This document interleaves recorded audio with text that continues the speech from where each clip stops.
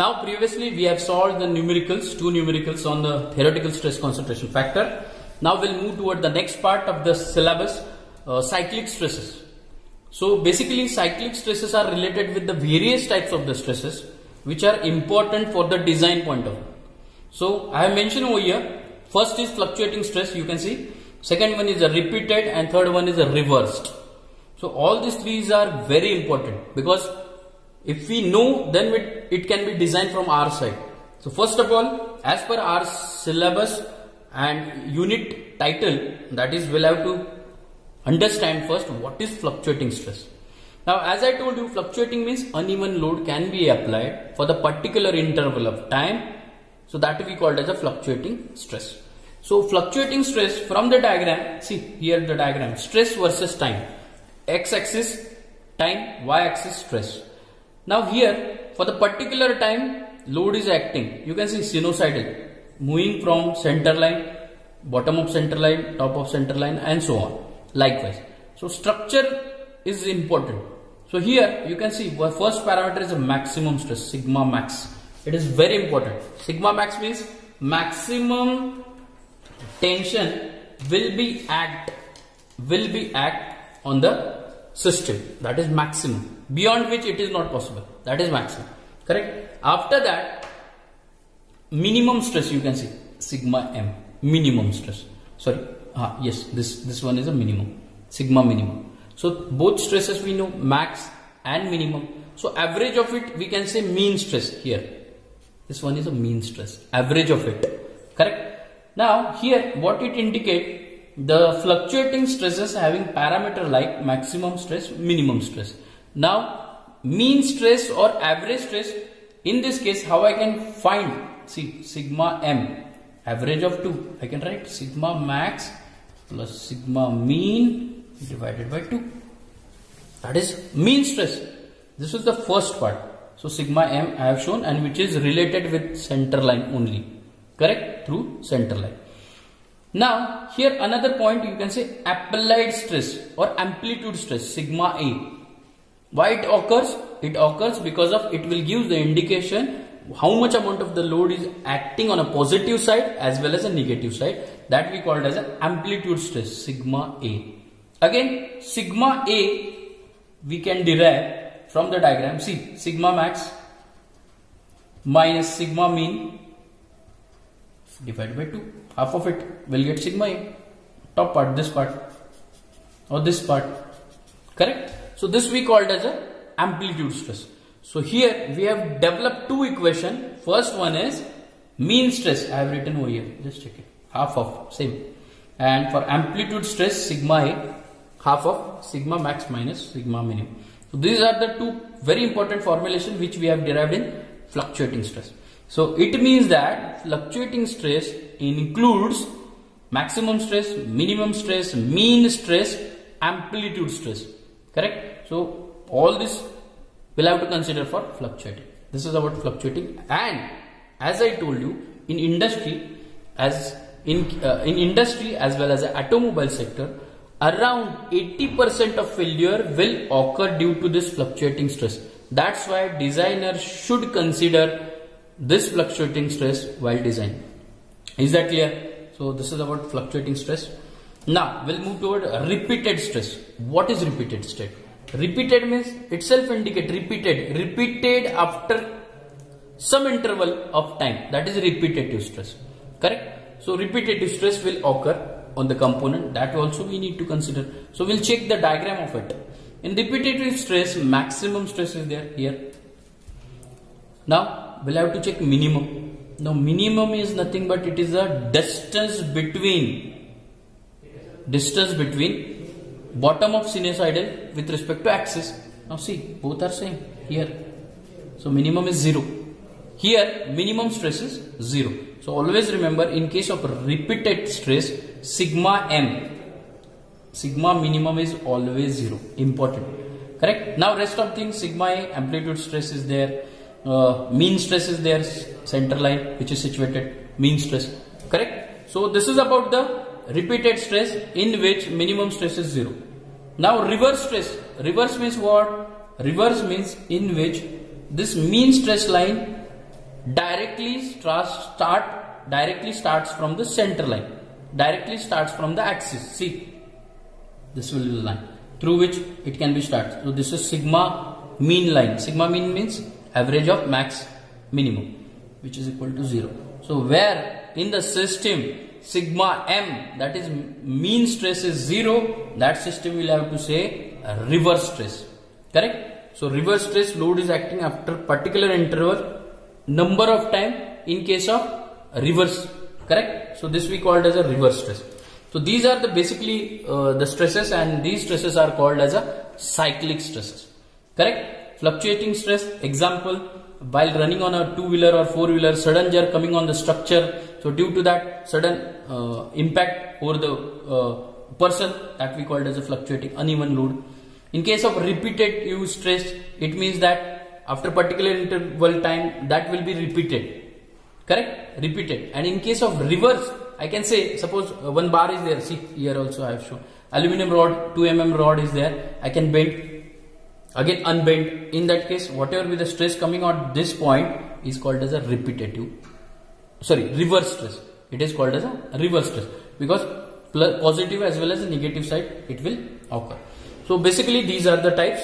I hope you understood. They have asked multiple times, write a note on cyclic stresses. So you must know this, and you will have to quote some example from your side also. Correct? So this is about the stresses. Now next part is very important. We'll move toward the endurance limit. Very important.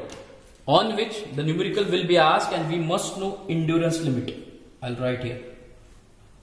Endurance limit. Here notation is SE. Remember this. Endurance limit. Notation is SE. We are going to consider.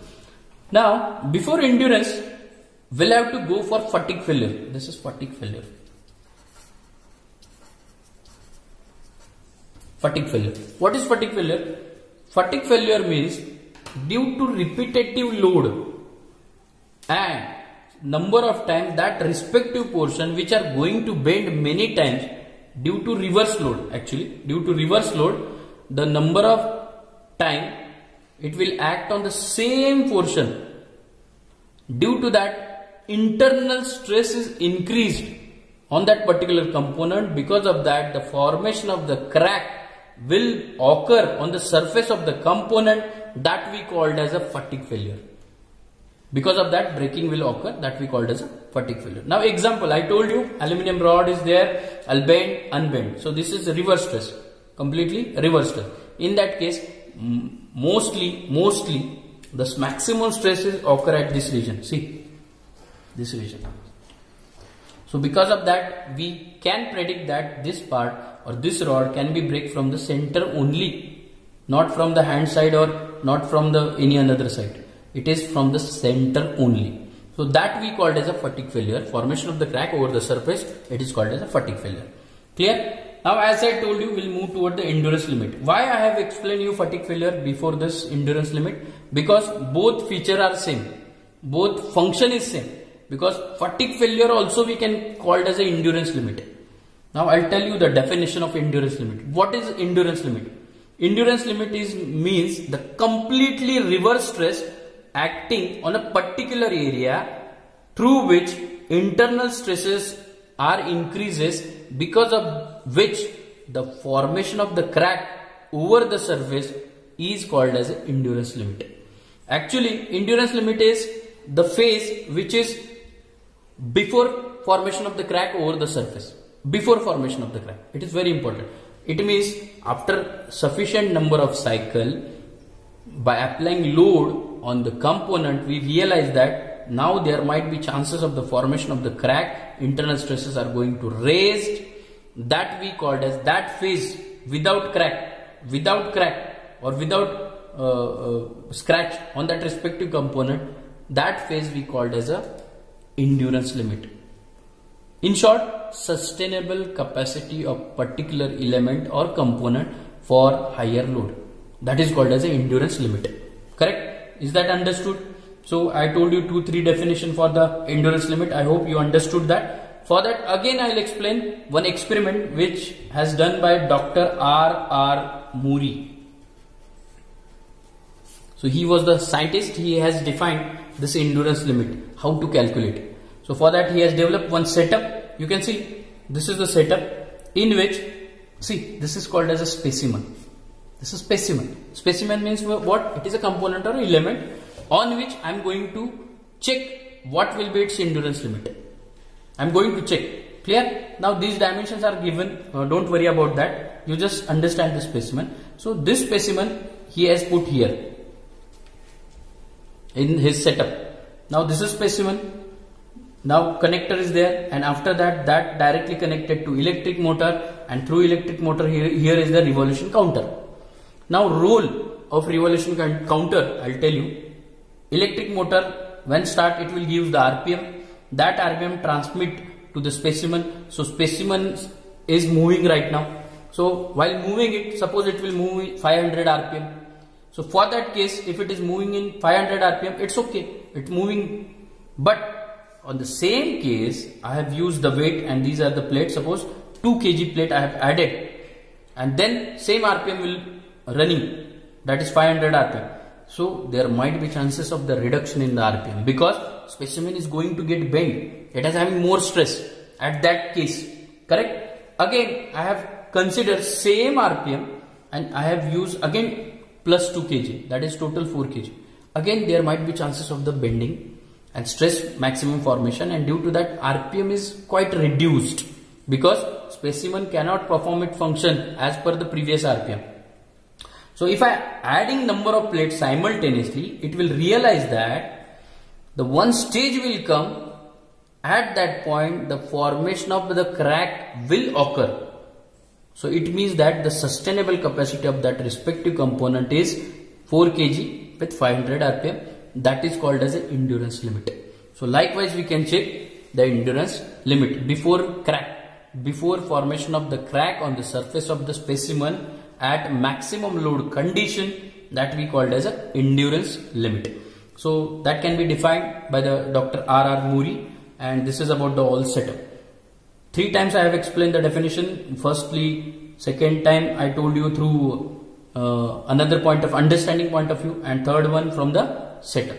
So this is about the things you can write, draw, or write a note on. It is very important. Now one point is there, many times they have asked, draw SN curve. So I have mentioned SN curve. What is SN curve? S means applied stress on that respective specimen. N means number of cycle performed by that specimen. So that is SN curve, and it is applicable for the endurance limit only. So x-axis you can see it is log table, number of cycles, log base 10 n. Correct? On y-axis it is log base 10 endurance limit SC. Correct? And log 10 SF. SF is nothing but applied stress.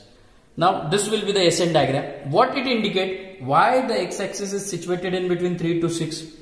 Because 3 means what? The maximum range of endurance, safer region of the endurance limit is in between 10⁻³ to 10⁻⁶, always from the testing. Therefore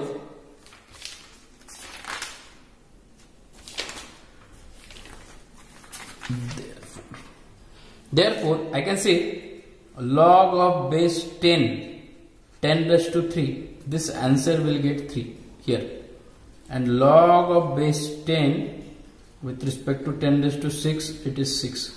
So on log table I will have to mention in between 3 to 6, and that will be the endurance limit stress safer region, beyond which there is a maximum load, but the line which shows beyond which if load is acting, the failure points you can show on the graph. So this is called as a SN curve. So which include x-axis number of cycle, y-axis applied stress. So this is about the SN curve which is related with the endurance limit. I hope this is clear from your side.